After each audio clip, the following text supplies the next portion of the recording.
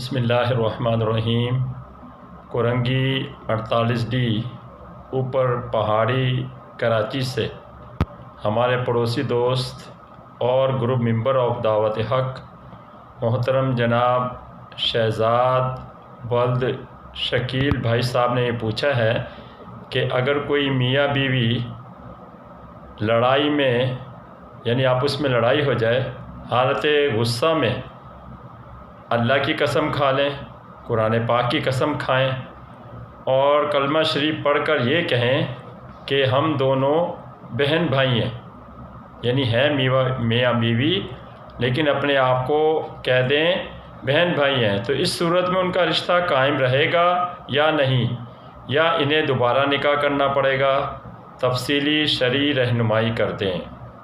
میرے محترم بھائی، اگر کوئی شخص اپنی بیوی کو جانے انجانے میں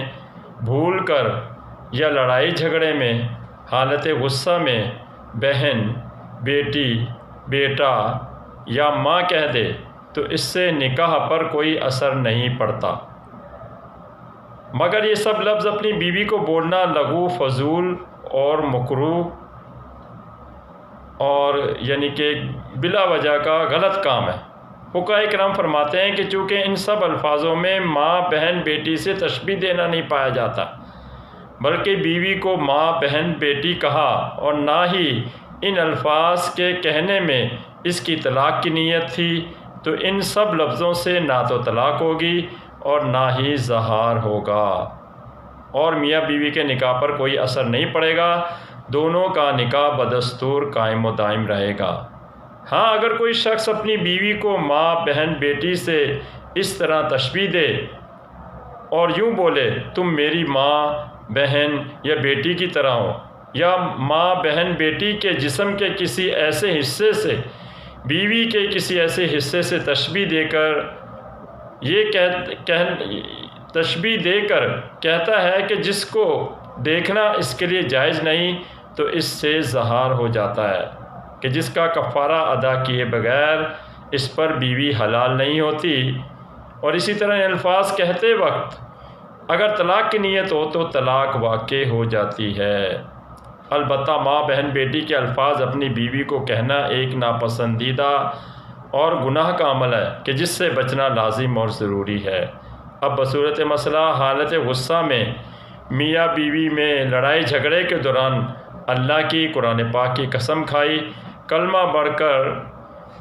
میاں بیوی نے ایک دوسرے کو بہن بھائی کہا، نہ تو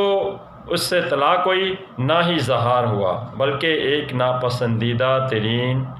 اور گناہ کا کام ہے، اس سے اجتناب ضروری ہے۔ اسی طرح چونکہ ان کی طلاق کی بھی نیت نہیں تھی، اس لیے طلاق بھی نہیں ہوئی، لیکن آئندہ ایسے الفاظ اور ایسی باتوں سے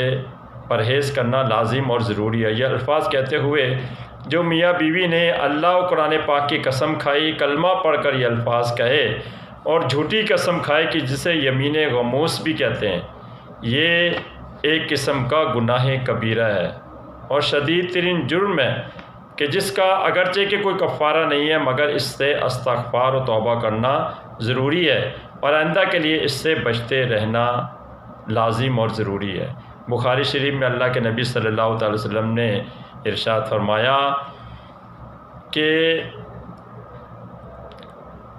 جس نے اللہ کی جھوٹی قسم کھائی تو اس نے گویا گناہ کبیرہ کیا۔ امید ہے آپ کو آپ کے مسئلے کا جواب مل گیا ہوگا۔ اس مسئلے کی تفصیل دیکھنی ہو تو بخاری شریف، بہار شریعت، در مختار، فتاوی شامی میں دیکھ سکتے ہیں۔ مسئلہ میں نے اپنے ناقص علم کے مطابق بتا دیا، باقی اس کی حقیقت کیا وہ میرا اللہ جانتا، باقی واللہ اعلم۔